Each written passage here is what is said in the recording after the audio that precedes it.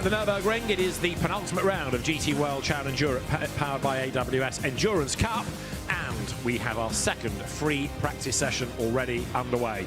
Another 90 minutes for the teams. This time it might have greater relevance in a sense because there is rain in the air, and you never know here. Might be a wet day tomorrow. More and more of the cars being tempted out onto the circuit, although surprisingly few takers early doors. I think more sitting in the pit lane than we did at the start of the earlier session, possibly just waiting again to get a handle on the conditions. You don't want to go out and then the rain absolutely deluge. It teased us a little bit earlier on in the day in the Lamborghini Super Trofeo race, and it's continuing to tease. David Addison and Joe Osborne trackside. That means, come what may, we're in the dry.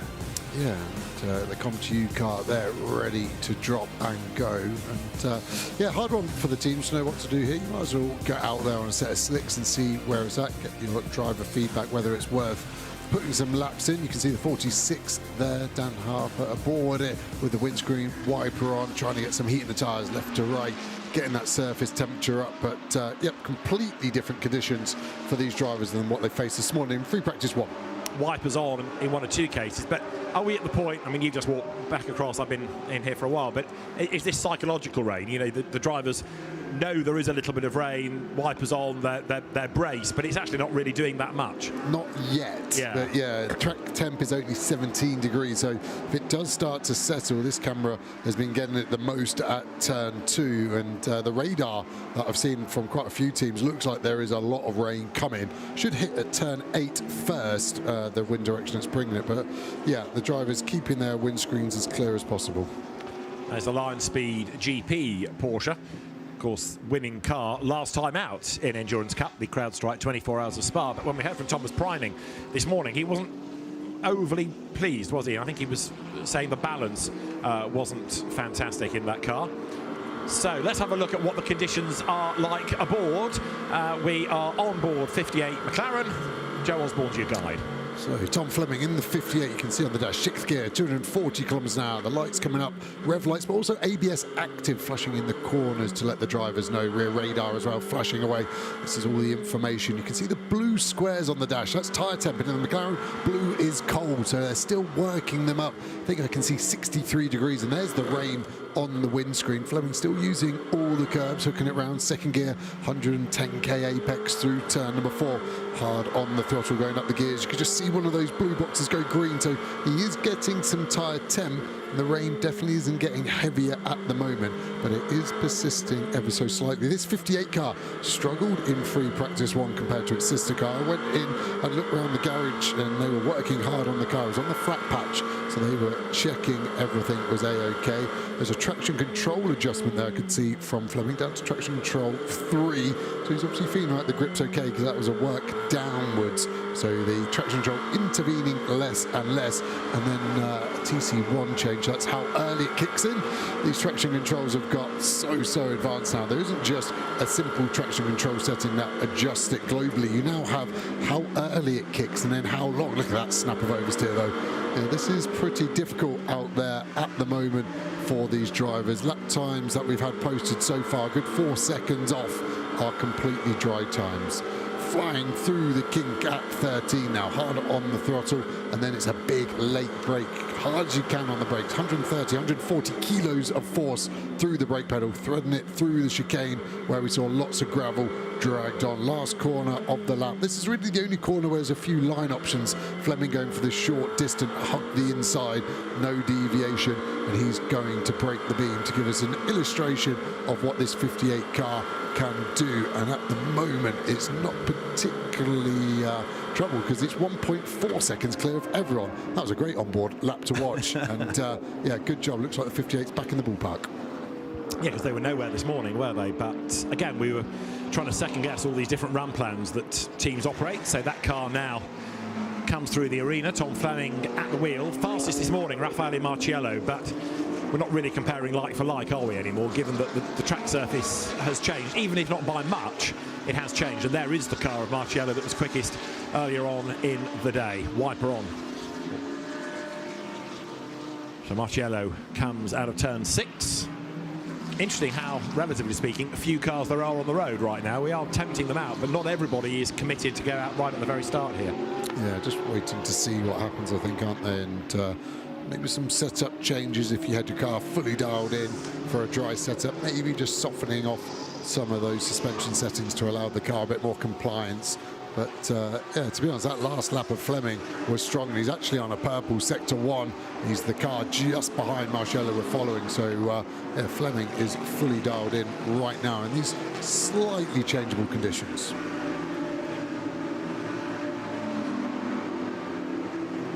It's another 90 minutes this period, and as the cars start to put more mileage through the session, tyre temperature will increase, and that's going to help to get through that slightly greasy surface. But again, you've got to have the confidence to push in the first place, and Marcello is pushing. Yeah, he dropped it on the exit into the gravel out of the previous chicane, then all of the curve. That's the most I've seen used so far. Drivers experimenting with that relatively new sausage curve. This could be a good lap as Marcello crosses the line and gets the BMW up to 4th. Fleming improves even more. So these are our two fastest cars really at the moment on circuit.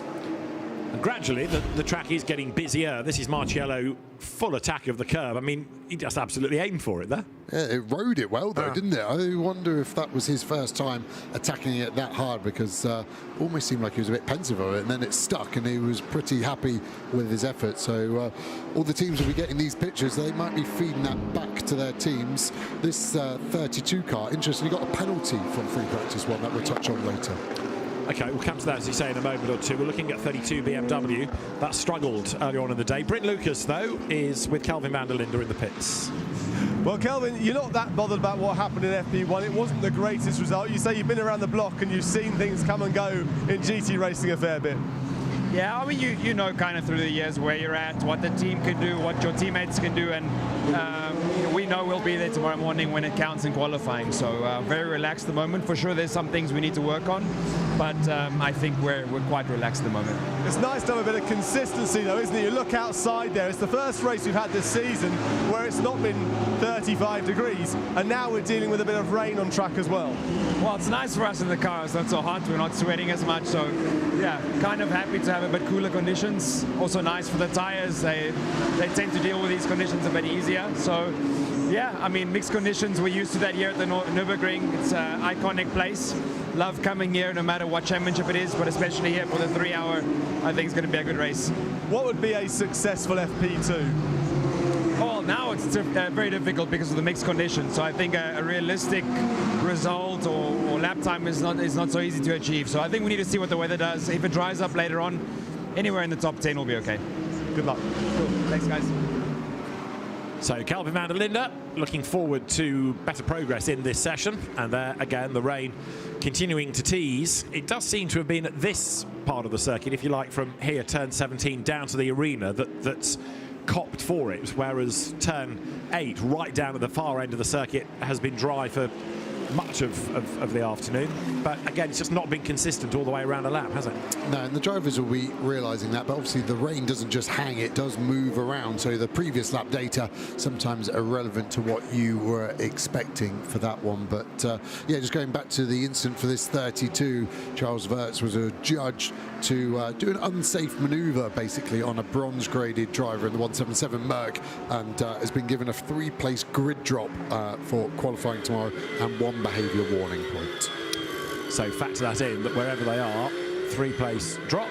Now, Peter Dempsey, Walter Hayes Trophy winner, single-seater start, his career reborn really as a very, very fast silver, and he entered the 24 Hours of Spa, didn't take part in the CrowdStrike 24 because the car retired before he got a chance to get in it, so he's hoping to have his endurance race debut, if you like, this weekend.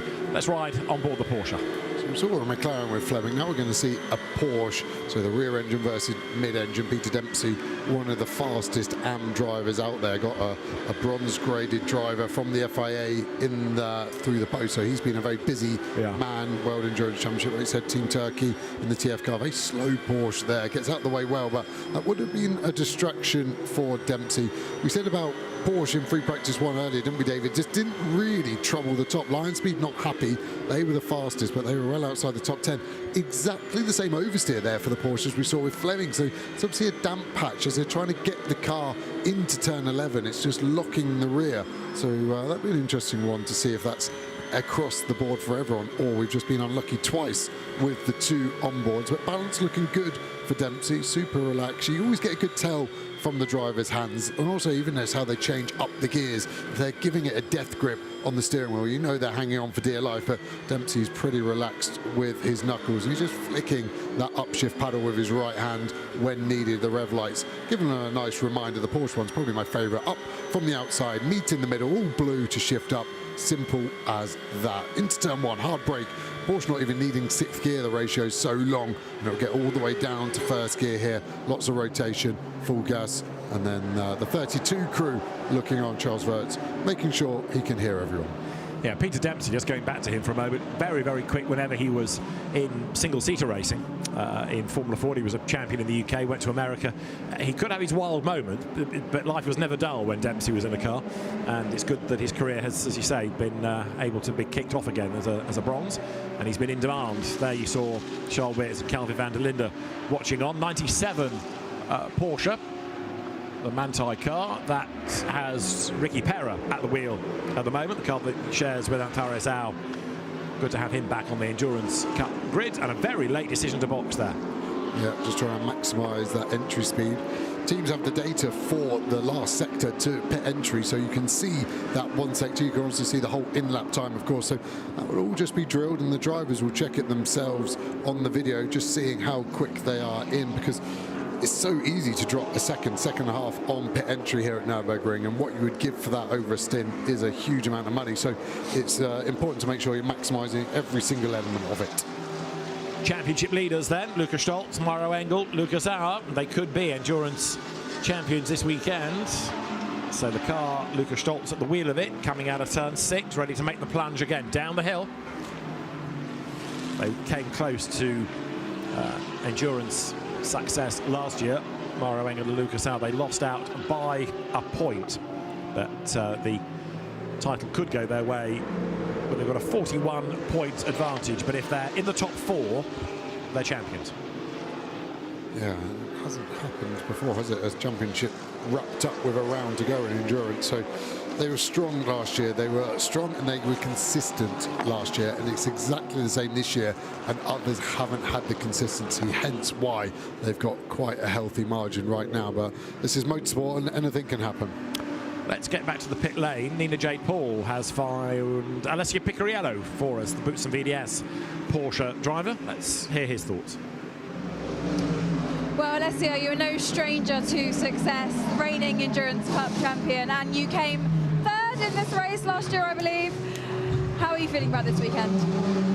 Well, I had a good feeling before coming here, but to be honest, it's been a challenge since yesterday, so we are trying to solve a few issues. We are hoping for the session to stay dry to see if we could improve the car since this morning. So yeah, it's been a challenge, but I stay optimistic, and hopefully tomorrow we have a good day. You said you're trying to solve a few issues. What's the biggest challenge at the moment? Well, yesterday there were a few issues on the car that we found after the session, which made the car really unpredictable.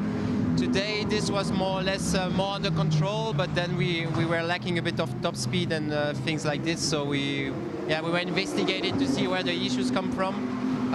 But yeah, we do our best, and hopefully now it should be better. Well, I hope it stays dry so you can get some good run time. Thanks for talking with us. Thank you. Alessio Picariello, the Belgian driver, who's made his name really out in the Far East, but it's good to have him back in Europe. Replay there of the 35 Aston rather being aimed over the curb. That's the Ethan Isher, Gaspar Simon, Mathieu Vea Gomez entry. Just about survived that. As the gravel gets dug away, that trench getting bigger, and the car's now bottoming out when they take that, so that's going to be a bit of a thing to watch there potentially, as we see the Retronic car we were watching earlier now with Muller aboard. So Ricky Perra dived into pit lane and they did a driver change.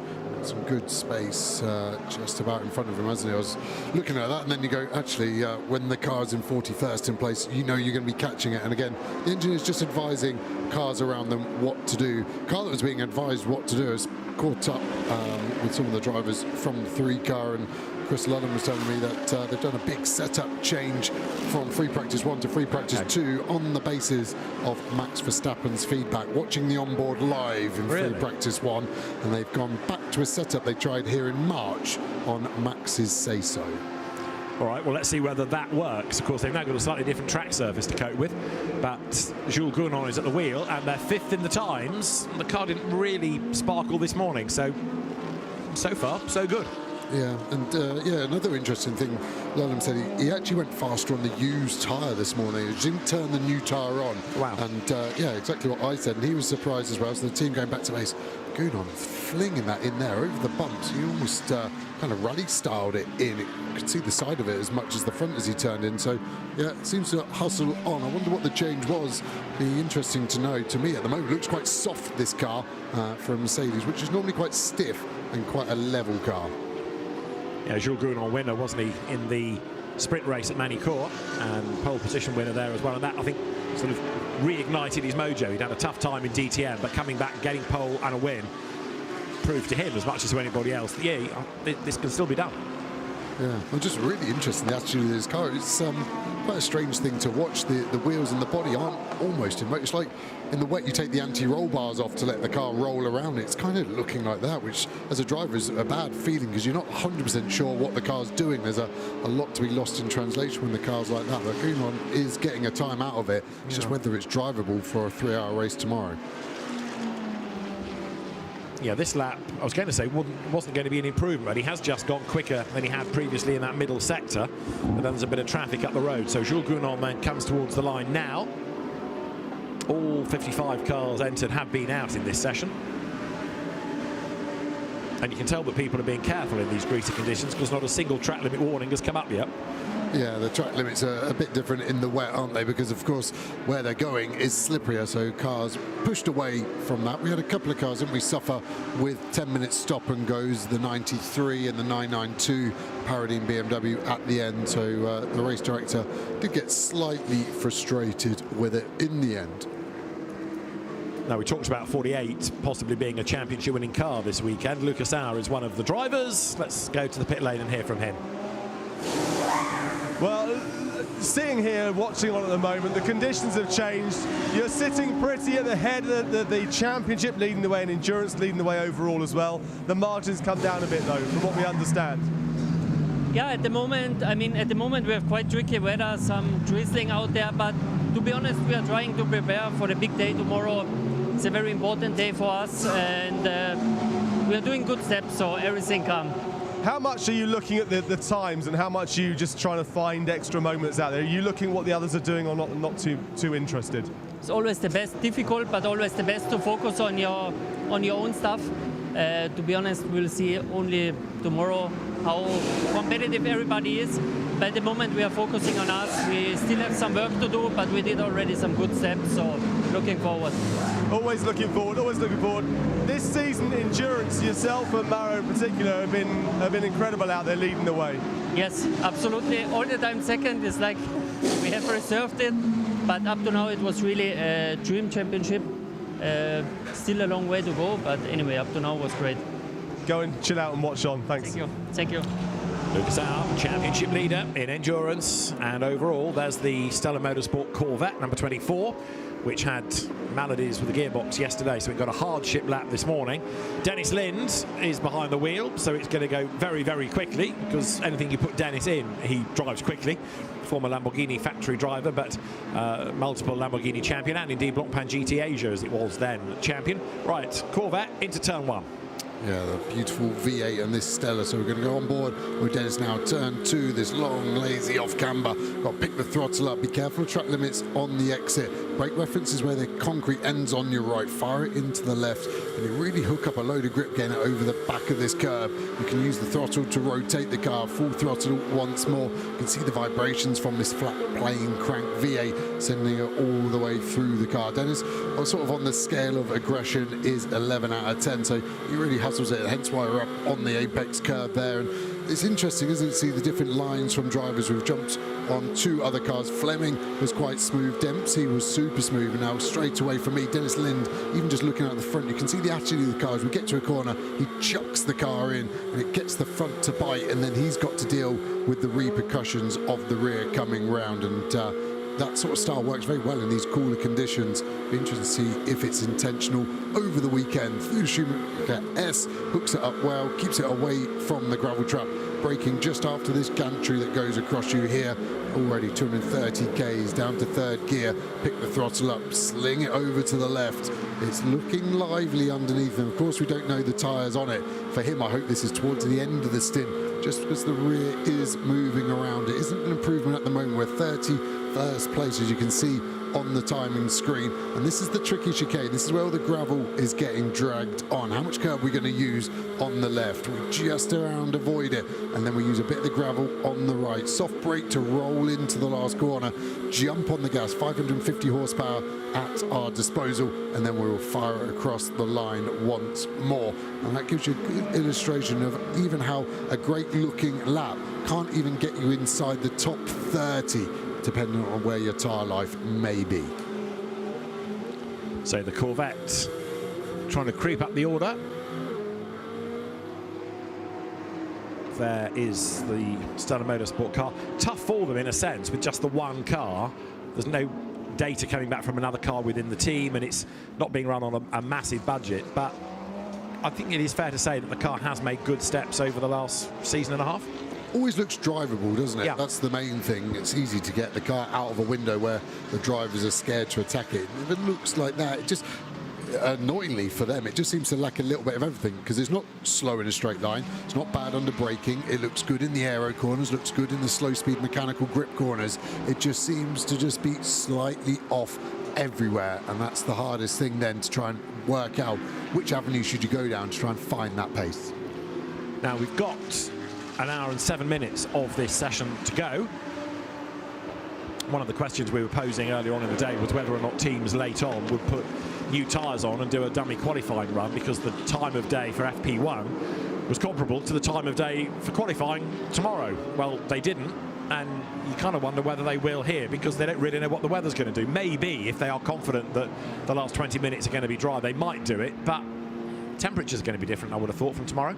Yeah, now we're into proper Nürburgring weather. I think you just throw the tyres on whenever your previous tyres are at the end of their life, basically. I think the strategy goes with that, and jump on board now the 45 car, and David Perel here coming through under this sort of difficult brake zone, because it's so bumpy once more, and it just makes the ABS activate. So when you hit the brake as a driver, it feels okay, and then that big bump just makes the pedal feel very solid. You get no feel, and sometimes actually then will make the car lock up downhill into turn 8. What sort of line is he going to do? Is he going to make the V out of it, the twin apex, or is he just going to do a flat shape? It's actually kind of a halfway house. It's a very shallow V or a very wonky U, depending on how good your righting skills are. And again, curb usage, you can use it on the right, you can use it on the left. Some drivers use neither, and that was the approach Perel had. And actually, he needs to be looking in his mirror slightly, doesn't he, at the 555 CSA McLaren that's ever looming in his rearview camera. Through now the Ram Ferrari, then Dylan Medler, Rafael Duran, David Perel comes downhill. Always having to be mindful of the traffic, but at the moment it's not that bad, is it, up the road? Jules Gounon, by the way, having talked about how well that car was going, it's down to 12th now as others have got faster, so maybe that setup wasn't ideal after all. No, again, it'd be good to hear from Gounon in terms of what he thought driving it, because visually from the outside it looked hard work. He hustled a lap out of it, but yeah, like you said, David, now people are getting their representative lap time on the board. They're dropping down ever so slightly. Feels like there's a bigger smattering of McLarens in the top 10 as well this session compared to FP1. Yeah, got a Ford up there as well. Nico Bart, 65 Mustang is the quicker of the two, and that was really struggling this morning. So it's got a very different feel to it, as there is the number 30 BMW. Now, before we talk about that, let's get to Get Speed and Mercedes. Maxime Martin is in the company of Nina J. Paul. Well, Maxime, we're at a track that's been very kind to you earlier in the year with the certain 24-hour race. What's it like to be back here, and what's going to be your approach this weekend? Yeah, it's definitely nice to be back in Nürburgring. The last time I was here for sure was a big celebration. But yeah, this weekend, I mean, we didn't have so much luck during the beginning of the season. So I think the key now is to try to have a clean race and at least to finish the race and see where we can end up. Yeah, it's certainly been a season of ups and downs for you. What have you learned from FP1 earlier this morning that you can bring forward to FP2? Yeah, the track conditions are a bit different now. It's a bit cooler, some strong drizzling. But at the end, we are mainly working on the race pace. And but at the end, we know how important it is to qualifying. And so we have to see tomorrow morning how it goes, and then from there see what kind of strategy we can use. Well, thanks for speaking with us. Best of luck tomorrow. Thank you. Maxime Martin, part of that winning team in the 24 hours, along with Luca Stoltz and Fabian Schiller, and of course Mauro Engel. There is his car, 17, which therefore means that behind the wheel of it at the moment, he says, hunting for it in the times, is Fabian Schiller, who's now put it top, 1:54. Fabian Schiller, the fastest man in the session. Yeah, Maxime Martin celebrating his 60th Endurance GT World Challenge race this weekend, so shows you how long he's been with. The same for Christopher Haas, actually, both on the same. That means they've completed 76% of all GT World Challenge endurance rounds. Yeah, Christopher Haas has been, I think I'm right in saying, for all of them, probably in the same brand, hasn't he? Always in an Audi, whereas Maxime Martin has jumped across every single brand. A couple of different ones at least. I think he Mercedes and BMW. He was an Aston Martin factory driver, but that was in the WEC rather than this. So yeah, he's been a bit more peripatetic. But for Christopher Haas to do them all for Audi, that's brand loyalty for you. Really, isn't it? And even as that brand ebbs away from us, Christopher Haas staying loyal to the four rings. So Fabian Schiller still looking strong. See that top speed through the Schumacher S. Valentino Rossi, who did quite a bit of the driving this morning, now letting Dan Harper have a go. And there is Dan clambering up the curb, coming through the chicane there, and now down to the pit lane. So he might stay in the car, might give way to Max Hesse if Valet is not set to get on board.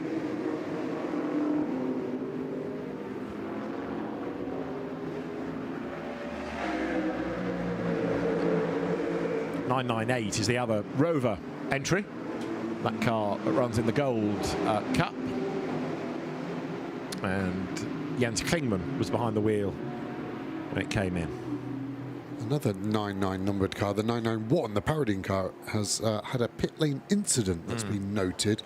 And before that, though, it's been put up to second place. It was a mega lap from Dries Van Tor. There is the red Paradine car. Can't see any obvious damage, but my guess would be that they unsafe released it maybe into the path of another car, but didn't seem to be any major damage on it. So maybe just a small misdemeanor. Yeah, Darren Lund's team, Paradine, and he lets the sister car go there. So the second one has got Christian Hahn at the wheel, which was competitive this morning. There they are together. James Kellett in 991, the red entry, looking as though he's rather keen on having track position to himself, but he's got the Herbert Porsche bearing down on him as well now, number 91.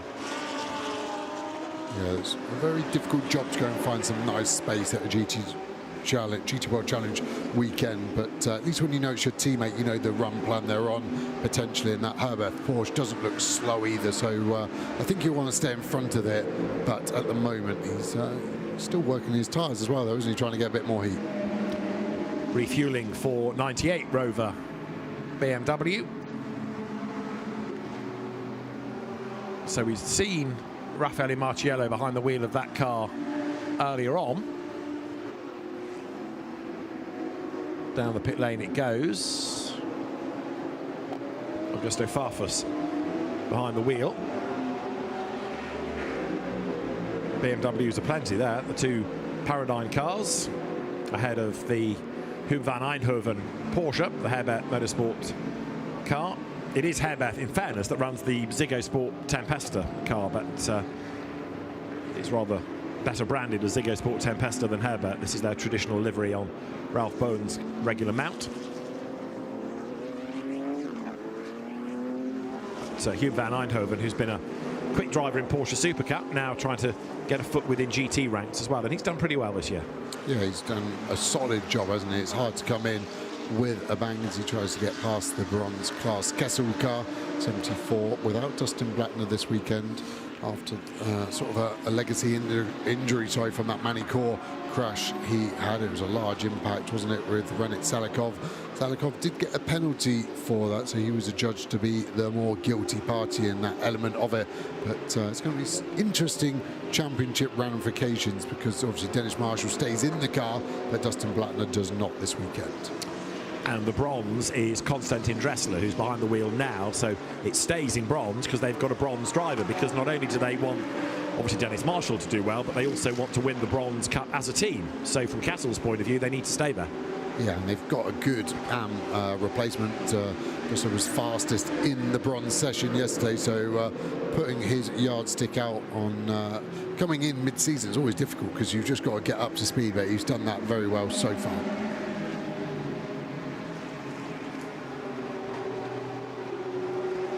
So Hugh van Eindhoven riding the curves. That car's only 41st, but may well be able to improve next time around. 58 minutes of the session to go as the teams are still working through their plans. Van Eindhoven breaks the beam, goes through. And the car now starting to look a little bit more racy.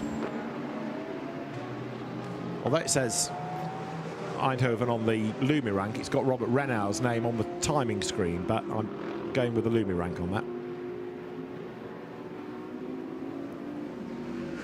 Now in silver, number 6 is the Cesar Gazo, Aurelian Panis, Anthony Bartone Mercedes. And that car, 26 at the moment, Cesar Gazo at the wheel of it.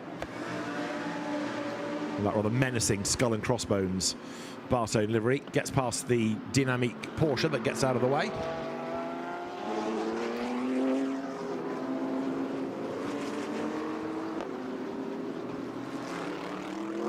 So Gazo currently is 6th in silver. And behind you've got that dynamic Porsche. So Gazo comes towards us. I would offer you the road, it looks a bit drier than it did early on. The threat of rain is always in the air here, but I think for the moment it's gone away, hasn't it? And the teams now can pretty much think, okay, we're going to be running dry for a good chunk of time, rather than fearful that the rain was about to drop, which was generally the mood at the green flag. Yeah, they probably worked back into their plan that they would have worked out in terms of which driver gets which set of tyres for how many laps, just to work through the cycle. We heard Maxime Martin earlier saying they're just trying to focus on getting a good race car for tomorrow, which I'm sure is true, but qualifying is so important here at the Nürburgring. Not the easiest track to overtake, so track position will really help out your race results. So I'm sure some teams will want to make sure that they've got a fast car over a single lap as well as a full stint. This lap for Gazo is not looking that flash, is it? Quite a lot of time junked in sectors 1 and 2. Comes through the chicane. Mercedes rides the curbs nicely, and then he heads for the pit lane anyway.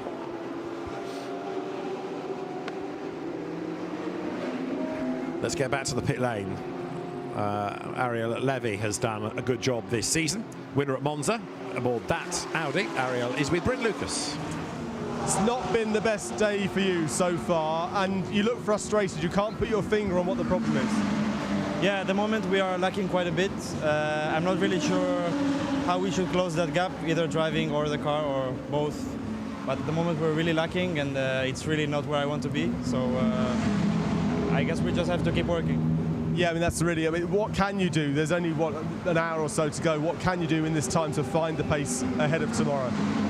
During the session we cannot do almost anything besides adapting as drivers, but for tomorrow I guess we will have to do our homework for the whole night and hopefully find some solutions. And for yourself, this has got an impact on the championship. You're sitting 2nd in the championship. You're not a huge number of points behind, but you would like a decent haul here. Yeah, I guess we have 2 races to go, and the gap is more than one whole race, so we need to have a really good results to stay in the fight, and yeah, we need to give it our all. Good luck. Thanks for talking to us. Thank you.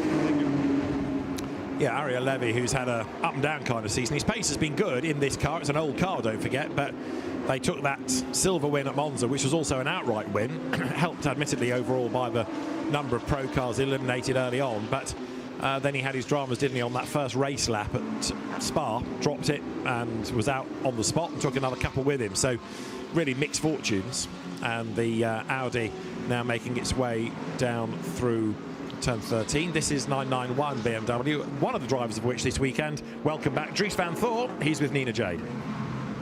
Well, Dries, we haven't seen you since Paul Ricard at the beginning of the season. What's it like to be back? Yeah, I'm always happy, very happy to be back. I've been gone, but I've been always doing it for so many years now, so I'm always happy to be back here, and you know, to drive a GT3 car, it's always giving a big smile on my face still, so yeah, happy to be back. And what was your session like this morning? How did you find the balance of the car? Were you happy? Yeah, for the moment I think we are doing a good job. I think car's in a good window, so yeah, looks like it's all going to plan. Obviously the race tomorrow, but it's nice when when you have two good practice sessions and going into a race weekend like this. Yeah, absolutely. Currently sitting P2, so good luck for the rest of the afternoon, and then of course for tomorrow. Thank you. Thanks so much. Dries van Thor, who of course stays with BMW but has been a hypercar driver in the FIA World Endurance Championship, coming back to drive with Darren Lund. They raced together, didn't they, in British GT for the 3-hour race. Silverstone won there, and Darren has Dries with him whenever possible. There is Darren Lund, ready to get on board the Paradigm car. Darren's team, looked after by Simon Traves. He's keeping an eye not only on BMWs this weekend, but also on his other great love that he competes in, Briscoe Formula 1 stock cars that are racing today and Monday. And there, look, James Kellett aboard, being slightly impeded by 84 Audi, wasn't he, that was getting in the way a bit, coming through the chicane. Simon Reicher at the wheel of the Audi, bails for the pit lane. Yeah, I mean, frustrating for Kellett. He was on a good lap there, and yeah, Dries didn't want to allude to any of that pit lane incident, did he? That he was on board that 991 car. Still just noted, no investigation going on at the moment, it would seem. I mean, it could be something as simple as the car being in the fast lane too soon, or engine running when it shouldn't, or too many people, or, like you said earlier on, an unsafe release. So a multitude of possibilities, but right now James Kellett doing a good job in that car.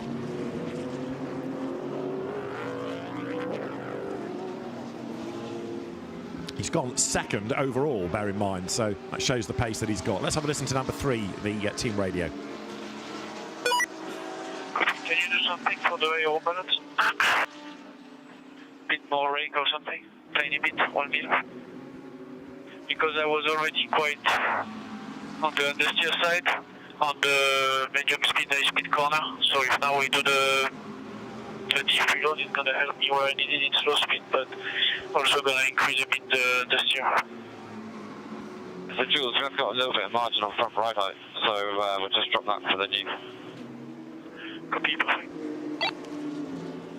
Good intel there, because they're talking about when they go to new, so a new tyre that would be, and Al Fleming, the engineer, just saying we've got a bit of margin on the front, so there's a minimum ride height the cars have to be. You can't just slam them to the floor. So Al confident that he's got a few, literally will be 1 or 2 millimeters he can drop it, just to help the front end that Joel craves so much. 46 BMW being hustled along nicely now. We'd had Dan Harper in that car when we last looked. Valentino Rossi is behind the wheel right now. The Greystone McLaren also now in shot. That was going well earlier on with Tommy Pintos. Now it's Josh Rattigan, as you can see, in that car, up from GT4, in which he was champion a couple of years ago. Greystone, another team making the step into GT World this season. Rattigan then 19th currently in the times. That puts him ahead of Gunan, incidentally. Yeah, they've got a good lineup, haven't they, Greystone? 3 drivers all trying to make their name in GT3. Rattigan, that's in it. Pintos, the McLaren Trophy champion. Same with Jaden Kelly as well. So 3 strong drivers in Greystone. They're starting to get bigger and bigger within the McLaren world as well. The amount of Arturas they run. It's a really good operation. They run just down the road from Silverstone Circuit, actually. Mark McLaughlin heading it up. Tim Mullen there as well. Jody Hemmings. They've recruited really, really well, actually, and took quite a lot of the old Ram team as well, which of course Raffaele Marcello used to drive for on British GT, and Ram being his 3-letter abbreviation in the Luma rank as well. Yeah, Max Hesser drove for them. It doesn't really work for him though, does it? So no, we'll have to work on that. But yeah, you're right. It's good brains trust at Greystone. Josh Rattigan, another of the big wave we've had of late of very good British GT4 drivers. They've come out of Ginetta Juniors into GT4 and then fired up the ranks into GT3, and he's another driver that's developed well. Pintos did Ginetta Juniors as well, didn't he? So, yeah. I mean, Ginetta Juniors is just insanely good for breeding drivers, getting them out of karting into the real world of car racing. There's nothing better than sticking them in a Ginetta Junior and seeing how good they really are. Yeah, possibly the star turn was a certain Lando Norris, who did all right afterwards. He did. He was very rapid in Ginetta Juniors as well. Right, so there is Josh Rattigan with the road pretty much to himself at the moment.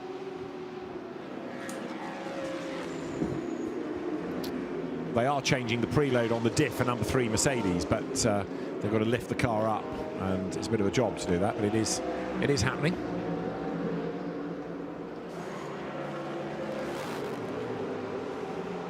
So what have we got left? 48 minutes.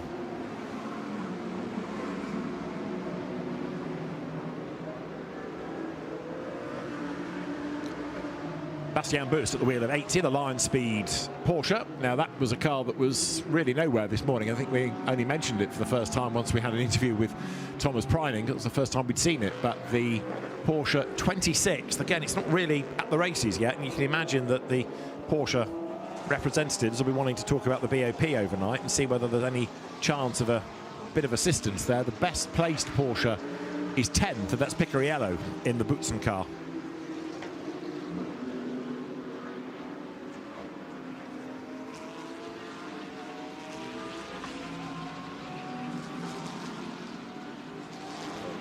So Bastian Buss still pressing on, comes down to turn 8.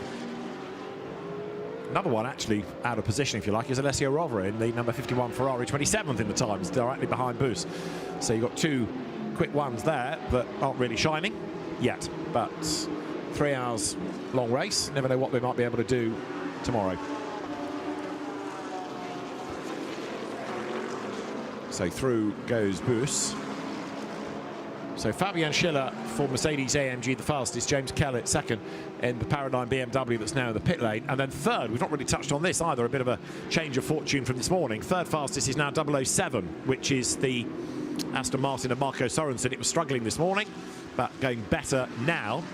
And Jules Gounon's car still in the pit lane. As I say, they're doing this preload diff adjustment, and it's taking a while, but they will get there. Right, Buss up towards 17. End of the lap. 46 minutes and change are on the clock as he comes over the timing line once again. Very, very few improvements in sectors or lap times coming up now. Bastian Buss down towards turn 1, that really sharp, narrow entry corner. And it drops away, and you climb the other side of it. There is Marco Sorensen. So third fastest, that car. He's 2/10ths off the top time. It's going well, 6 thousandths off James Kellett. So we haven't really been able to talk about this car as a potential winner really since Ricard, but here it's looking a bit better in this session. Yeah, and actually lost a wheel in the private test yesterday, I saw, so I'm not sure what the root cause of it was, but both Sorensen, Team Andretti, well versed in driving the wheels off these things. They're very, very quick, and yeah, that Spa win feels like a long time ago points, doesn't it? So does the Paul Ricard win at the start of the season for them. Come to you around so many cars, haven't they? They've really grown as an operation, and yeah, interestingly, they just weren't happy with the balance of that thing this morning. We watched it visually, it looked okay. They were just saying the rear of the car a little bit too nervous. It felt like the rear was too high and it was rotating on them. It was even wind affected, they were complaining of, weren't they? And it's not a windy day at all, any stretch of imagination here at the Nürburgring. So there is 007, Marco Sorensen, again powering uphill. Yeah, blustery, I think it is, as we've had a brief yellow flag in Marshall sector 14, but the road clear again. Sorensen coming up towards some traffic. Oh, we have had an improvement. Renat Salikov for Winward has gone up to 6th quickest in the car that's now going to be 2nd in bronze, and he's done a 1:55.500. That's a bronze graded driver in Renat Salikov. Yes, correct. Half a second off the fastest. Yes, correct. Wow. That new tyres? It's got to be, but still to do that, we're thinking tyres is 1.2 to 1.4 seconds kind of region. So even if he's the only one that's done tyres, that's a phenomenally quick time there for him. And Sorensen, again, getting around that bollard.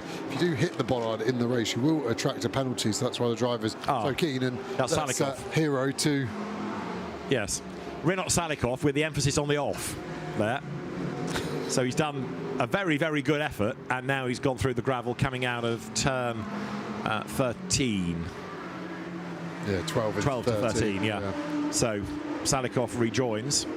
Ho-hum. Back to the drawing board. But it was a good lap, and it stays. He's 6th fastest for now, but I think he may well be heading for the pit lane. Now, let's have a look here at 34. Aston, hustling on. Where do we find that car in the times right now? 36th of Jamie. Yeah. So, some work to be found here. Jamie, another driver that's flown under the radar, hasn't he? He's been quick silver last year into the Pro Cup this season at Valkenhorst, and coming now downhill out of turn 6. Yeah, he's in his natural element, isn't he, in this Valkenhurst Motorsport car. I rode on board with this car in FP1 with Chavez. Balance looked good. See how it is for Jamie Day. You can actually see him swinging around on the wheel under braking. It's with a driver's style thing sometimes. Under braking, they're trying to feel it as another Mercedes goes off there and makes a bit of a awkward rejoin in front of the Audi, using the curb on the entry to the Schumacher S's to open it up. Again, balance looks good for Valkenhurst. They've got this car in the window. I have to say, the radio wire there you can see flinging around, super annoying on our onboard. It would be out of the driver's eye view, but yeah, just to explain what that coiled wire is there. You can actually see the wipers mark the windscreen as well from that little bit of rain earlier. So the team will want to try and get that polished out the windscreen for the drivers. Speed ever rising. And then this big awkward brake. You're only on the brakes for 60-70 meters, then you've got to chuck it in and hope it grips. There really is only one racing line round there. There isn't any options whatsoever. So if you make a mistake on entry, it's going to hurt you all the way through that. And you've got the hotel on your left, and then you're going to power it down over the start-finish straight. And Jamie Day now down in 37th place, trying to get that car back up the order as they run through their processes. Another improvement has come from Kian Jewis, up to 32nd now in number 222 Mercedes. I just wonder whether some teams may have gone for a wet-ish setup, thinking the rain would come, and it hasn't, and now they're either having to change it or they're stuck with it for the session and it's not ideal. Yeah, it could be both of those options as we look at the RGN car up in 5th place at the moment. It was a mega lap. Ben Dorr did that time. Ben getting quicker and quicker. Obviously a lot of seat time in the McLaren now in DTM as well, and he's been seriously quick, hasn't he? And yeah. Max Lynn has come on really well in this car as well, and so has Horatio Fitzsimon as well. And I had a catch up with Horatio actually at Silverstone a few months ago, and he's just loving his time in GT World Challenge. RGN really helping him to come on into this modern way of racing. Yeah, because most of what he'd done before not only was historic, but without any aero. Max Lynn there having to fight the car a little bit down through turn 8. There is RJN, Bob Neville, racer himself in years past, been a mechanic, a team owner, you name it, Bob's done it. Run all sorts of wacky things over the years, like MGBs in the Silverstone 6 Hours, to of course being the man behind that very successful Nissan GT Assault that was indeed champion in the Block Pad Endurance Series in the days of Alex Buncombe. Yeah, helped Nissan get into GT4 as well with the 350Z originally, then the 370Z, and yeah, the whole GT Academy. Bob really helped facilitate and has taken a lot of drivers under his wings in the time he's been running that team, and it's yeah, hugely successful family-based team. And as we said at Monza, although Bob wasn't there, he was watching at home, but Bob himself, an absolutely charming man. He's a proper gentleman, and has a lot of respect in the paddock. Simon Watt, who has driven with him and for him, now a big investor in that team. So Max Lynn over the line. Of course, brother Alex, very much a star of WEC these days. Dad Sean director of the British Racing Drivers Club and the man behind Motor Racing Legends Historic Racing, and a very good historic racer himself, so it's in the blood. Yeah, and the very famous Uncle King as well, doing lots of good work. Door's just behind you. Now, Bastien Bous has just been a sector improver, and Jules Gounon has been a lap improver up to 8th as we look at 5.55 now, which is Jean-Baptiste Simonal, who made his name, didn't he, in Porsches a few years back, but coming back into the championship with this CSA McLaren this weekend. Yeah, we saw CSA a lot in free practice one. They were a bit more up the order, and we were saying how well they were doing, and kind of thought it's a smooth surface here at Nürburgring, like Paul Ricard, where they also have gone very well over the last couple of years since they've adopted the McLaren as their brand of car to use. And Simonal there, green sector 1. Gounon, like you said, David, is up the order, but I think that's a new tyre from that radio message, and that's it's not a big enough improvement that they would be happy with bolting on a new set of tyres. This car also of Simonal has been reported for slightly excessive speed within the pit lane, so the stewards might be in for a long night. 1 or 2 more things to shake out, I think, before they go to bed. Yeah, Gounon and Bous, the last 2 improvers. Kean Jew is still chipping away at the lap time. Angus Whiteside as well for Dynamique, racing at some new circuits this year. Angus Whiteside, he's also been an improver, and we've got 38 minutes of the session to go, which he says, again, tempting fate, has been, like FP1, rather, drama-free, hasn't it? Yeah, a couple of spins, a couple of running wides, but actually seems less gravel brought on as well at the final 14-15 chicane. I don't know if that's physically because there's no gravel left to bring on, or drivers are trying to stay away from it. Yeah, maybe with those greasy conditions earlier on, they were being a bit more cautious. Now it's drier, they can press on more. Gounon, we'd had up to 8th last time on 1:55.509, and on this lap, as he breaks the beam, 6th. So he's chipping up the order, but it's not a night and day difference on that new tyre, is it? Now, we talked about Ben Doer in the 23 RJN McLaren, and Nina J. Paul is with Ben in the pit lane. Well, Ben, nearly your home race, and you set the time of 5th overall, which is a really good time. How are the conditions out there? Yeah, so far so good. Was a bit slippery in the beginning with some raindrops, but yeah, now it's pretty much dry. Track feels good. We also improved a lot on the car, so yeah, I'm feeling confident now. And yeah, looking forward for tomorrow's qualifying. How does the car feel, the balance of the car compared to this morning? Actually, not that big of a difference. We just fine-tuned some little things, and now I think we are in a pretty good window for the qualifying. And yeah, feeling good. The other 2 are also happy with the car, so I think we are looking pretty good for tomorrow. A strong lineup, go well. Absolutely. Another strong lineup here, the Lion Speed car. Bastien Bous improved a lap ago. Didn't improve on that lap though, so it's plateaued again. I'm a bit nervous about these Porsches. They're just not there, are they? They're not igniting the timing screens, are they? They're grouping together 12th, 14th, 15th, 21st, but they'd like to be 1st, 2nd, 3rd, 4th, 5th, wouldn't they? It's not the cool group that you're part of when it's at the top 10. No, it's almost a sympathy group at the moment. Renat Salikov then down to 2nd in bronze. Darren Lung has got aboard the James Kellett, Dries van Thor car. It's a Kellett time, I think, that's standing them 2nd. But Renat Salikov now regrouping after his moment earlier on. Gabriele Piana now at the wheel of 87. And coming up towards the end of the lap. Behind him is Gounon. Let's see whether there's a 3rd lap in a row improvement for number 3, Mercedes. Jules goes through. No, is the answer. Doesn't improve. Yeah, just about a 10th off, which would look like a new tyre. He got 2 quick laps and then a slight drop on the 3rd he's just completed. So maybe a slight worry there. If that's all they've got and other cars are still to bolt new tyres on, they could start to look a little bit shaky. Even though they're 6th at the moment, that could soon tumble away to outside the top 15 by the end of this session.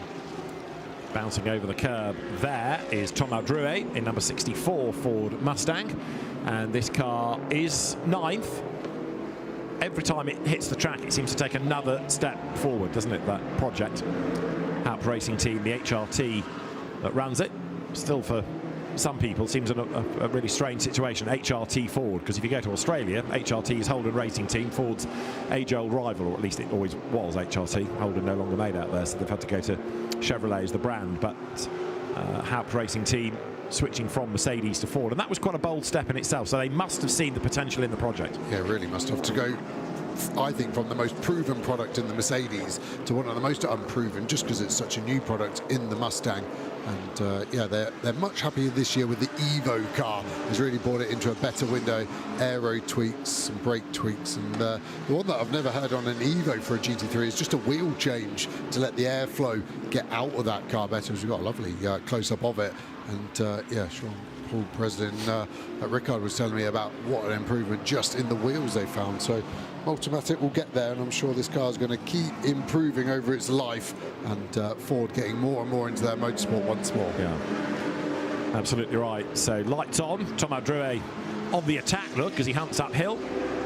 Got the Aston Martin ahead.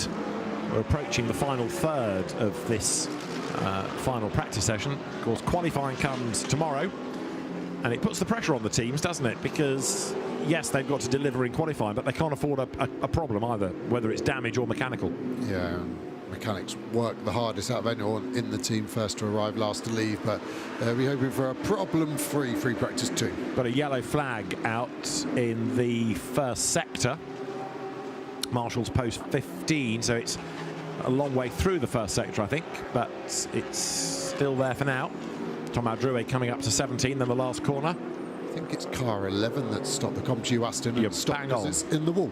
Yes, see what you did there. And it's also a long way off the road, so... Strange play, that's had a failure or something. That's at turn 11, and yeah, it's a relatively easy corner. It's a 90 left. Yes, you run wide on exit, but that's like a strange place to get there. Either it's had help or something on the front right has failed there, because I've never seen a car there. And it's gone so far off, it's triggered the first sector beam because it's sort of right up against the arm coat that loops back onto sector 1. So he's sideways up the curb. Oh, it was his fault. And then off it goes into the wall. And that was a full course yellow trigger. Lights, camera, action, wasn't it, for Sosa Camera? And yeah, why I didn't think it would be his fault is because it's so far away, the barrier there. You got time to gather it up, but we go full course yellow. All cars will drop to 80 k's, but it just touched the exit curb, and it kind of high-sided it like a motorbike. It normally would give you a bit of a chance to catch it, but that was a horrible snap. I can only imagine as well, maybe the oversteer, so dramatic, almost took the wheel out of his hands, and by the time he grabbed it, it was too late, and he's just nerfed it into the barrier. Yeah, 21 Sebastian Bow at the wheel, so trying to get the car towed out of the tyres. Session carries on, and this enables the session to carry on. Sorry, Cesar Campanico it was, wasn't it, in 11 that's in the tyres. This allows the session to carry on without the need for a red flag, and it at least keeps the car circulating, and of course you can get back to proper pace sooner as well. So Campanico will be retrieved, camera will be retrieved, and then we can get things back underway. Yeah, the marshal was there in just a flash as well to get camera out the way. Very much negative at the moment, his exploits in the session. The car was a long way down anyway, wasn't it, 50th? Yeah, just got to try and work out if they get that fixed to get it back out, really, more than anything else, with just half an hour remaining. Let's go to the pit lane. Joseph Loke from Garage 59 is now with Bryn. Marvin Kirchhoff are currently sitting in the car, and you are P8 looking at the timing. It's not been a bad run so far in this second session. Yeah, bit of a scruffy run from me to start with, which is always what you want to have in FP2. But no, just playing with things, trying things out still before quali, just so that I know what I need to do. The car's coming back in.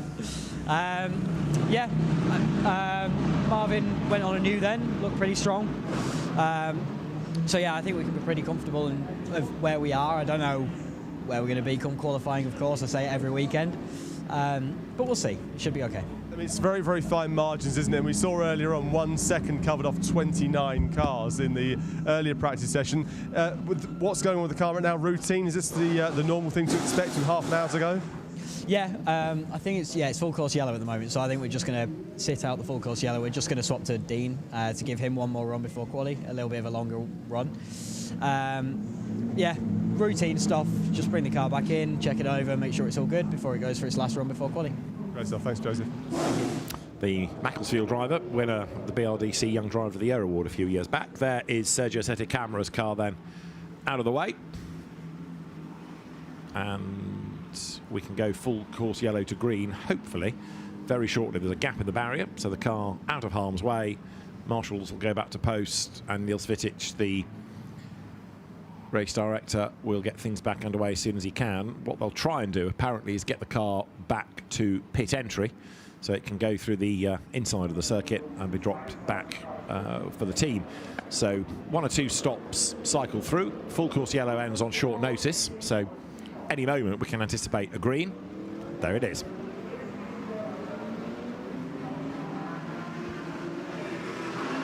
So we're back in business as the session is live again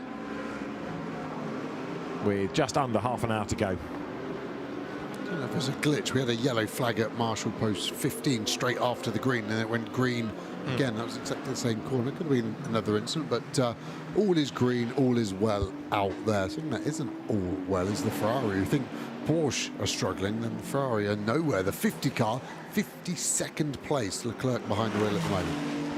And it's also starting to rain in the pit lane, we understand. So this could be a very taxing end to the session here. What's the forecast for tomorrow?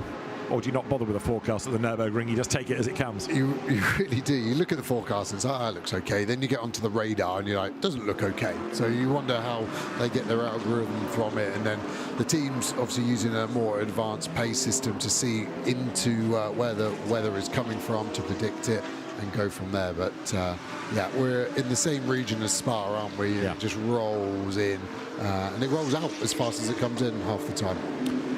So what's going on with Ferrari then? As you say, they are a long way back. The best of them, actually, is the Dylan Medler Rinaldi car that's 27th. That's the best Ferrari, 27th. Yeah, so well, they're outside the top half, aren't they? Yeah. 27th. And yeah, they're all grouped together as well. I've got 3 Ferraris, 27th, 28th, 29th, and then 3 more close together in 49th. 52nd for this car and 53rd for Schandorf's Danish Entered AF course selected racing entry there. So yeah, just got no pace whatsoever. Is this the game they're playing, or is this the hand they've got? Well, it does seem that it's a Ferrari thing, doesn't it? Because even, let's say, Dennis Marshall's Kessel car, that's nowhere either. So it does seem to be a Ferrari problem, not just, let's say, AF Corse are doing it.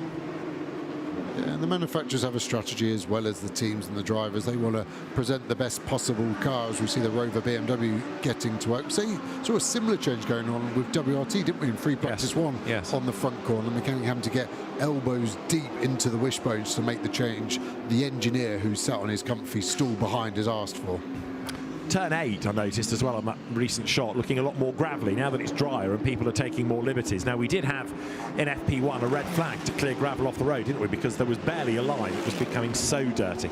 Yeah, and the marshals will report back. Niels Vitic in race control, of course, has got CCTV where he can zoom in and see. And I just wonder if he's got like a premeditated an allowance of gravel. Once it gets to a certain point where 60–70% of the track is covered, that's when he feels like he must act, or it's on a case-by-case basis. Yeah, Niels will have been here in the past, of course, with German championships that he's been in charge of. There is the Rinaldi Ferrari, number 60. So this is, sorry, not Rinaldi, I'll try again, the JMW Ferrari. This is Thierry Vermeulen at the wheel, JMW that had been, of course, running in bronze, but with a real shuffle of drivers. Constance Lapperline and Thierry Vermeulen brought into the team this weekend, and that catapults the car up to the Pro Cup.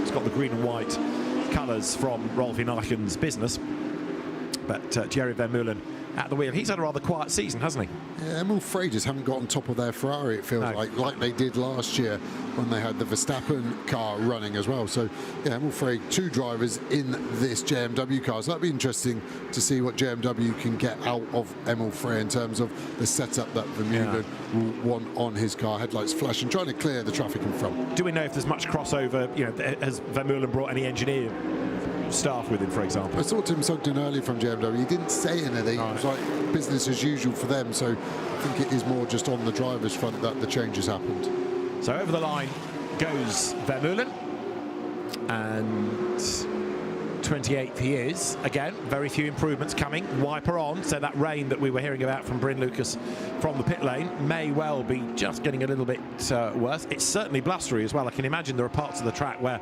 the car feels weird just because of the gusty wind. Yeah, you do have to factor that in as a driver. Is what was that moment? Was that wind assisted? You're just trying to feel it through the wheel, and it does feel slightly different when it's wind rather than like a general snap from the mechanical side, grip-wise from the tyre. So yeah, the Audi there, Winkelhock, I bet he's done a few laps around here in an Audi as well. Hasser and him have got to be the most experienced in the brand they're racing here this weekend. It was here that Marcus Winkelhock led his one and only Grand Prix, wasn't it, for Spiker, going back all those years? That was weather affected. It was indeed, yes. Right place, right tyres, right time.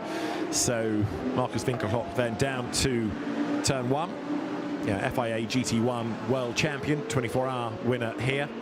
And again, somebody that's been loyal to and looked after by Audi for many, many years.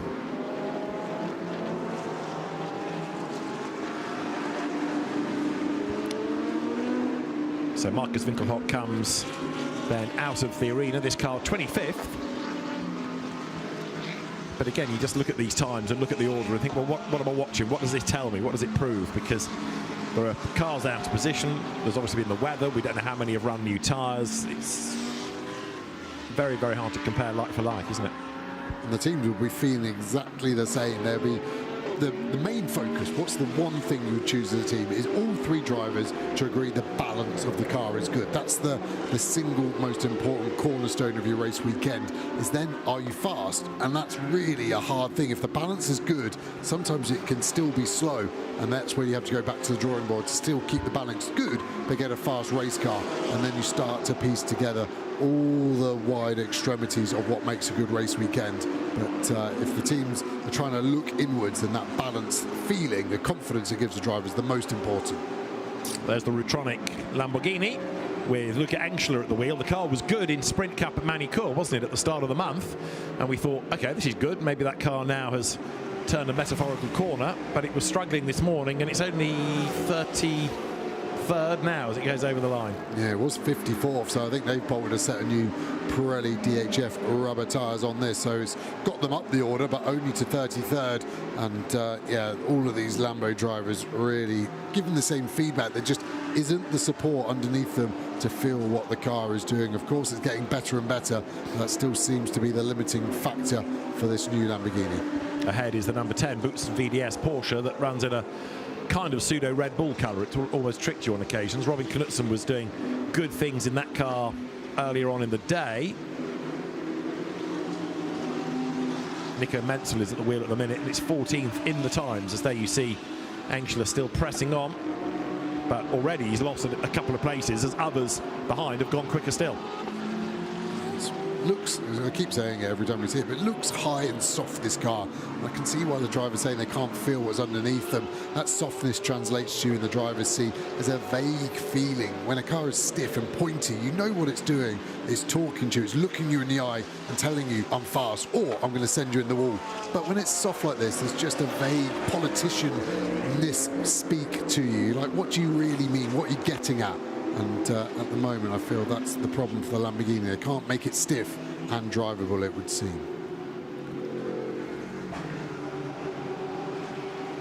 Now, lots of people pitting, or an increasing number of people pitting, and I wonder whether that now prompts a final new tyre run, although that said, another spot of rain or two appears in the camera lens. So, like you said early on, you're just going to have to go with it. Big, loose-looking Lamborghini slide there from Luca Engschler. It puts him way up the curb, and that was a big moment.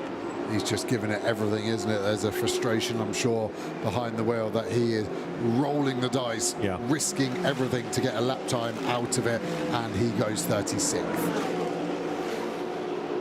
That's hugely frustrating, isn't it? Yeah, for our Spa 24-hour winners last year, Engschler was in real form. Look at the rubber he's leaving round. It's like a pendulum. It flicked one way, flicked the other, and now it lifts itself up in the air just over a bump That car is not in a happy place right now. Looks cool in slow-mo, but when the tyres aren't touching the ground, hard to generate grip, and doesn't even ride that exit curb very well as he runs it onto the mud.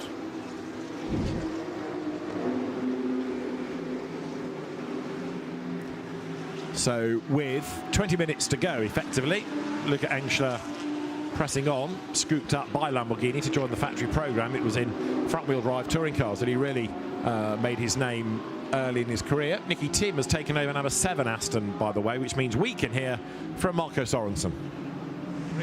It's been a turbulent season for you, I suppose, when we look at what happened at Spa as well. It was going fairly well.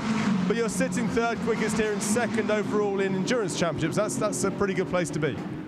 Yeah, it's for sure a good place to be. I would say the P1 guys are a little bit far ahead, to be realistic, that we can fight for the championship. But obviously we're going to try and fight until the bitter end of the championship.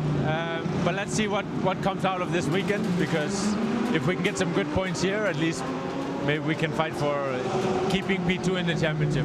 We've seen it get a bit blustery out there. We've seen the rain come down a little bit. How much pace is left in the car that we should look at tomorrow? What do you think is a representative pole time around here? It's a little bit hard to say, because even in testing here and all this, sometimes the track is really different here. So sometimes you can go way quicker, and it seems to actually be that the track is not at its quickest at the moment. So let's see what it'll be tomorrow. But I'm sure that we're going to be able to go quicker than what we're doing now. Like everyone is going to go quicker. Now we've kind of dialed in. I tried the first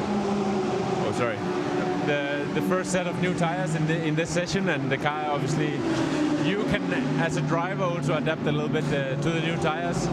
I haven't done enough GT racing this year, so I'm quite happy that we're doing a little bit more now until the end of the year. So it gets you a little bit more in the rhythm, and it makes it feel nice. Well, go and watch on and keep yourself in the rhythm. Okay, thank you. Always. So Marco Sorensen then does watch on, and Nicky Team, if he can get the car 3rd on the grid, he's 3rd in the times at the moment, then they're going to be a factor for the race. That car has looked so good in silver, number 30 BMW. This combination of Matisse Liesma and Ignacio Montenegro plus Amaury Cordial for endurance, they've worked really well together, and that in many ways actually has been the standout WRT car, because it's been strong across everything. It really has, isn't it? And if you took the Silver Cup away from it, you would say it was just a normal pro car, wouldn't you? And that's replicated in this session, as you can see, fastest in the silver class, but also 5th overall as well. So yeah, really good lineup across 2 in sprint and the 3 driver lineup here in endurance. There's nothing to pick between them. And WRT have really delivered a good platform for this 30 car. Downhill goes the BMW then.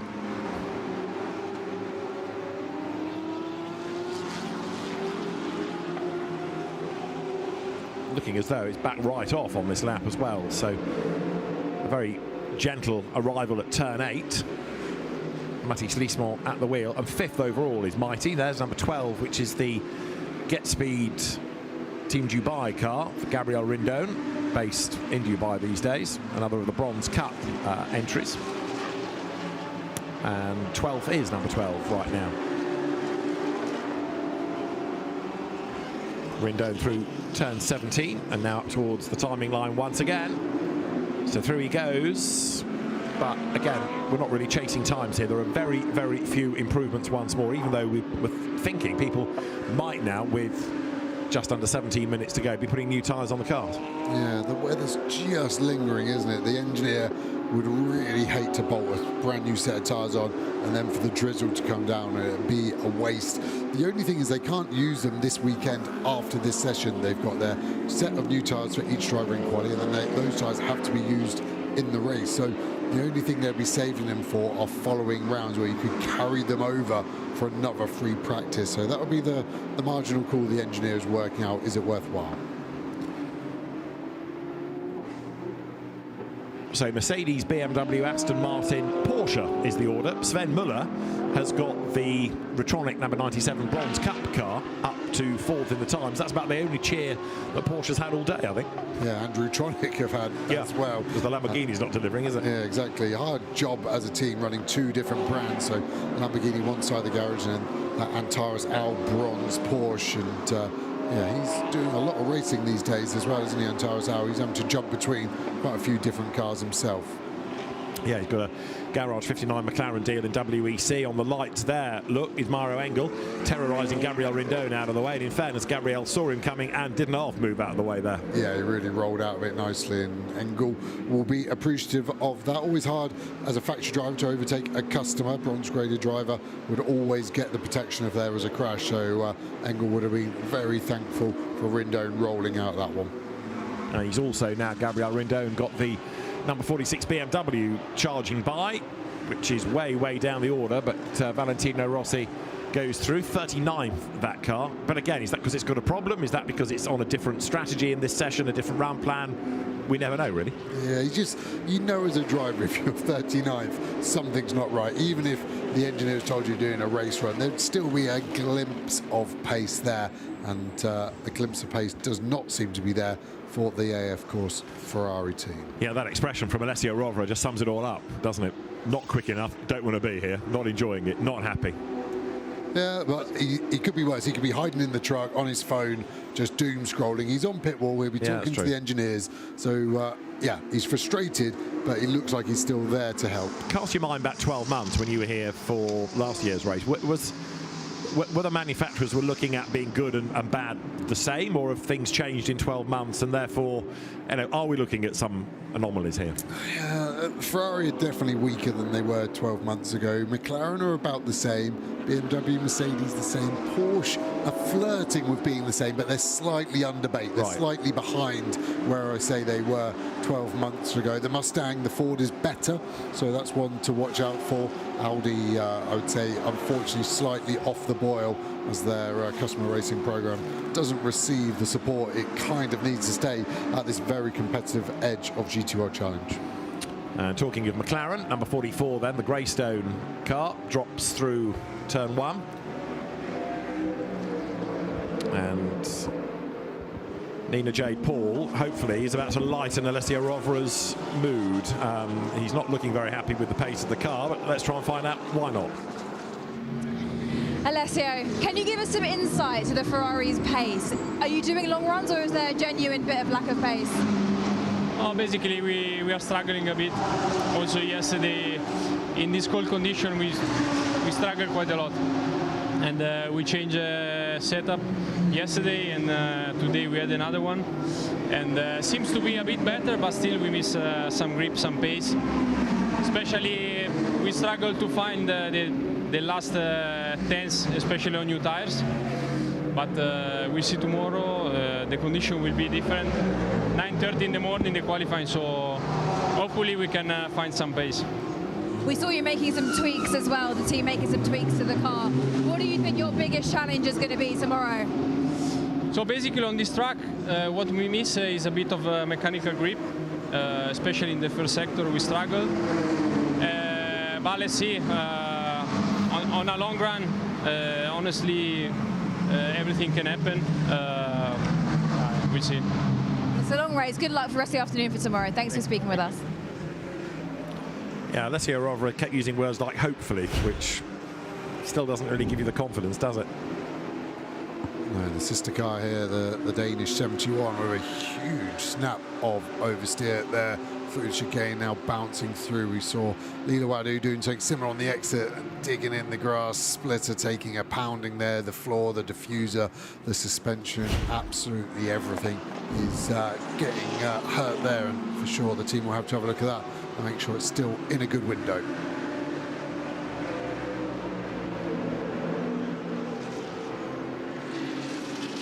So right now, the session with just over 10.5 minutes still to run is, as you look at Konstantin Dressler's Ferrari, still being headed by Mercedes. Maxime Martin has taken over the car. Fabian Schiller put to the top of the times, feels like about an hour ago, but that car has remained there.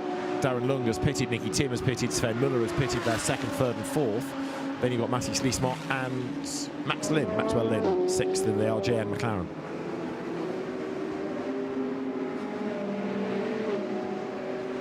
One car that seems to have been in the pits for a while now, has just left, was the Stefan Tribodini, but now Colin Carasani, Mercedes AMG. But literally, as I started that, it has gone over the pit out line. And number 50 Ferrari, which is the car of Lilo Wadu, Arthur Leclerc and Sean Galisle, is being given a stop and go penalty until the end for track limits. So it's just basically been pulled out of the session. Yeah, 10 track limits they've accumulated in this session. So, race control, like FP1, saying enough's enough, in you come, and because there's less than 10 minutes remaining, that is them done for the day. An early bath. Konstantin Dresler comes downhill. That's the replacement driver, if you like, for Dustin Blattner. And if Dustin is watching, as I'm sure he will be, to find out how his car is getting on, get well soon after that big accident at Manicourt. Aurélien Panis, meanwhile, is now 5th in silver in the number 6 Mercedes. He pretty much is the flag bearer in this car. Put him in it and it does come alive. Yeah, he really hustles it on nicely, doesn't he? And it was an improvement. Now he's boxing, so something went wrong in that middle sector. Maybe just one last driver change just to get everyone dialed in. Another car that's been in the pit lane for a long time is the Lion Speed Porsche 80 car. Has been in for over 10 minutes now. And what we're going to see here, and the Ferraris with a bit of a to-do with each other. So going down the straight, and is that his hand out the window, giving him some suggestions, I think. And yeah, very friendly. The green and white Ferraris, different teams, but would seem they don't agree on the line around the last corner. Yeah, I think that was Van Meulen doing the waving. Right, Dries van Thor's back in 991. Darren Lung then can talk to Bryn. Darren, you just got out of the car, hot and sweaty. It's been a pretty good afternoon for you when we look at FP2, and Dries is looking on it from the moment he got in the car. Yeah, I mean, it's probably an understatement, really, that he's just been an incredible job. Considering how little time he's had in the car this year is, yeah, super impressive, so really happy. We know the class, the category that you're in within this race, and by rights you shouldn't be where you are, but you are there. And what can you expect to do when it comes to qualifying tomorrow? Sorry, what was the last bit? What can you expect to do come qualifying tomorrow? Do you think these times are representative? Yeah, to be honest, I think our time's like reasonably representative. I think that, you know, we've not been fully quali fueled because obviously it's an endurance race. We kind of want to be somewhere in between.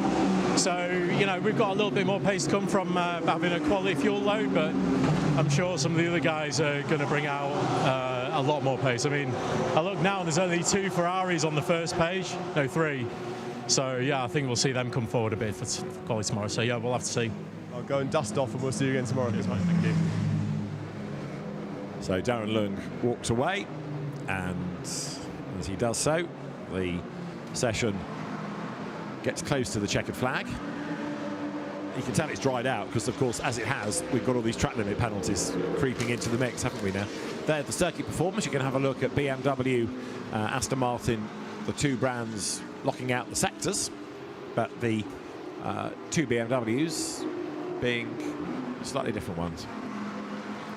Darren Lung will be happy when he sees that 991 for 2 sectors, and Darren massively into his motorsport, massively into his data as well. And you get these successful businessmen come into motorsport for a bit of fun, then they like, well, I can do this better. And Darren behind the scenes creating his own software for performance, strategy and beyond. So all the good guys of motorsport, and loving his racing. Again, he's busy, isn't he, this year with the amount of motorsport commitments he's got, but deciding that BMW is probably better to stay in rather than having to jump between different brands.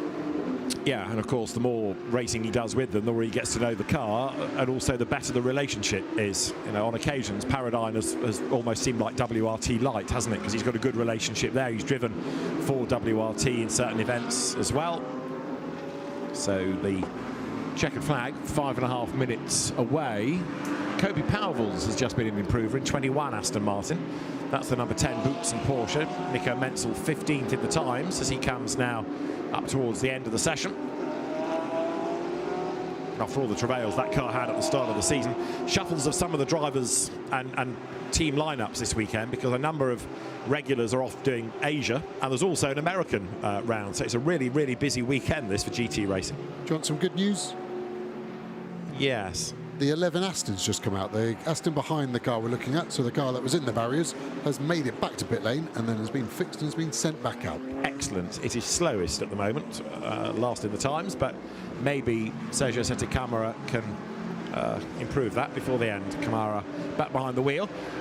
We've also now got 89 serving a stop to the end of the session. That's the Fontana Mardini Kolb Lion Speed Porsche. So again, effectively that car pulled out of the session for track limit abuses, and Camara there is playing himself in gently after what was probably quite a scary moment. Yeah, it was a big snap and then a long ride across the runoff into the barrier, and the Com2 team have done a great job trying to spot the damage on the front right corner. I assume they've whacked a new bumper, maybe even bonnet on, but yeah, good to get this car back out and a real feel for the driver of Camara before qualifying. Otherwise he would have had to just jump in and hope for the best. Yeah, you can see how gravelly turn 11 is. Camara then back on the loud pedal. Behind him is Tana Satran-Tirancourt, who's 47th in the times in the Dynamique Porsche. And Sven Muller has stayed in the pit lane in 97, so it may be that one or two are now deciding to bail early from this session. 3.5 minutes still to go.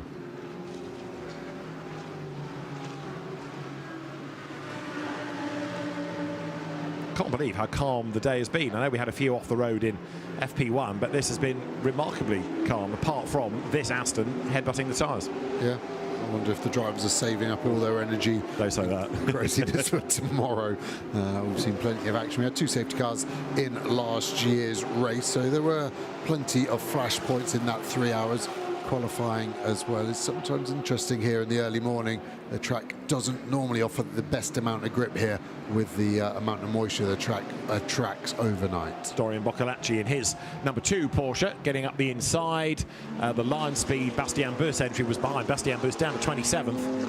That car again has struggled, and this is the one that has all of a sudden vaulted up the order, because 177 was hardly anywhere early on, and Colin Carasani's only really been in it for a couple of laps, and all of a sudden he's gone from 55th all the way up to 33rd. Carasani 2 years ago was a Silver Cup champion in endurance. Look at that, absolutely on the limit. This is a proper push lap. Yeah, really on it, isn't he? Trying to see what that car can do. It's looked lively at times. See this car bouncing across the grass more than others, it would seem, using all the track. Out of 17 nicely, crosses the line now, and where does that put him? 33rd still. Wasn't an improvement in the end, sorry. No, it was lots of zealotry, but it wasn't to be. The drone hovering over the pit lane. We finally found it. There it is. And 177 is still pushing on. So Colin Carasani certainly not giving up yet as he accelerates again out of turn 3. So you've got pro, bronze, silver, silver, pro, gold, bronze, pro in the top 10. That's your order. So all the classes represented within that top 10. Slight strange thing I've spotted. Parc Fermé has been called for a selected amount of cars. That's not strange in itself after a free practice, but there's been 12 cars called, 8 of which are Mercedes. So there's 4 brands in total being asked to come: Lamborghini, Aston Martin, Corvette and Mercedes, but 8 of those cars are from the Mercedes brand.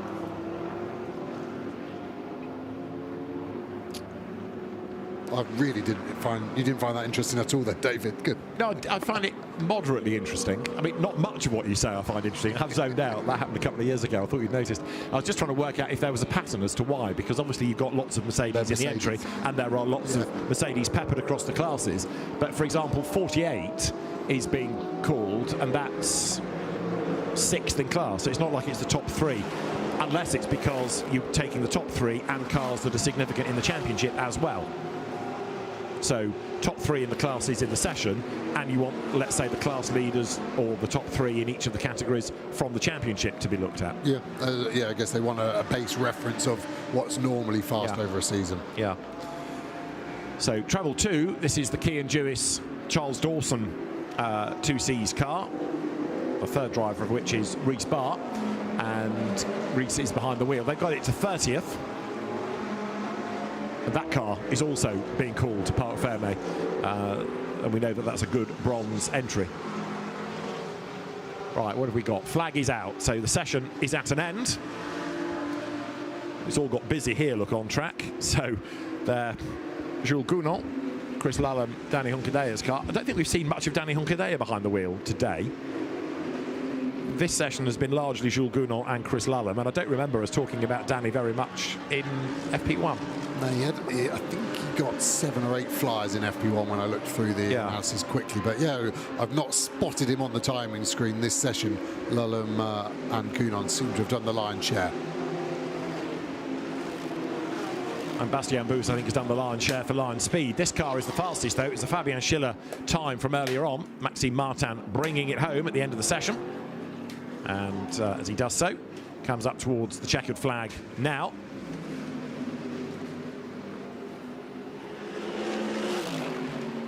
So, fastest in the session, Mercedes AMG.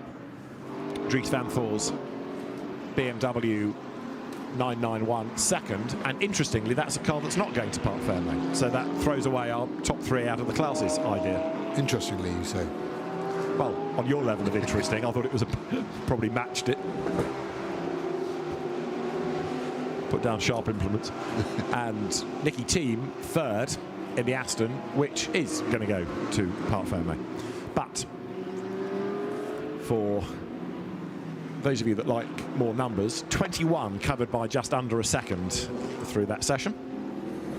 And the order: Mercedes AMG from BMW, from Aston Martin, Porsche, BMW, McLaren, Mercedes, McLaren, Mercedes, McLaren, the best, or the better, I should say, of the Mustangs, being 11th in the end. There's the car that tops bronze.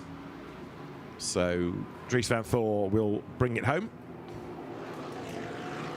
And Fabian Schiller did that top time earlier on. So he's the fastest, and he's also with Nina Jade. Fabian, a clean session and the quickest time on the board. I mean, which you set pretty early on in the session as well. How pleased are you with your progress today?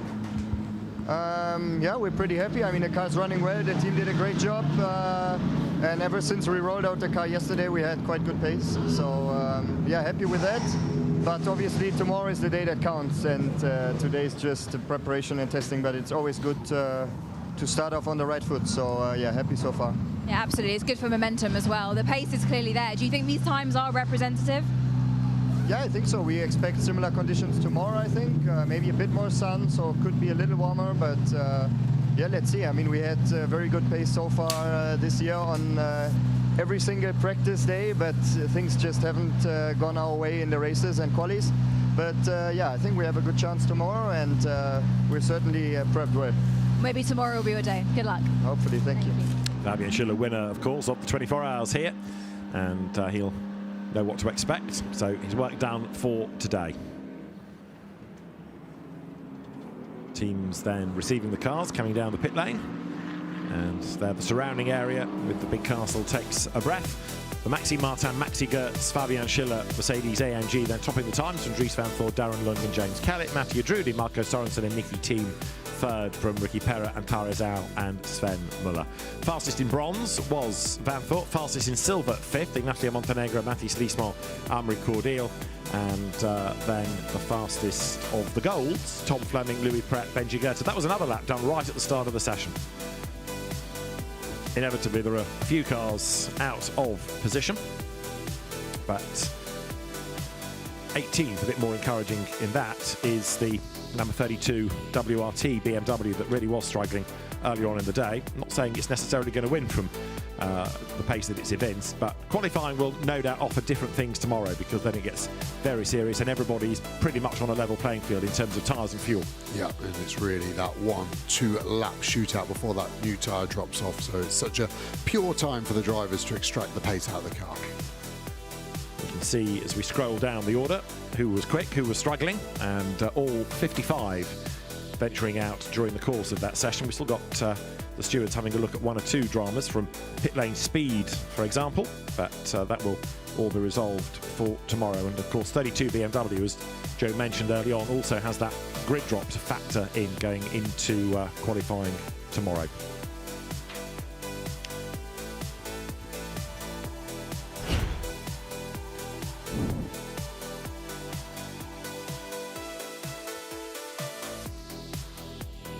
So the Mercedes AMG, the fastest, in the hands of Maxime Martin, with the super slow-mo showing exactly how much effort and energy was put through the chicane and through turn 11. But here, the curve, very much part of the racing line, and they're absolutely on the limit. That was Luca Angela, which turned out to be quite a big moment in the end. Yeah, it really was, wasn't it? And just maybe nibbled the inside, that yellow sausage, a bit too hard, and the sausage bit him back.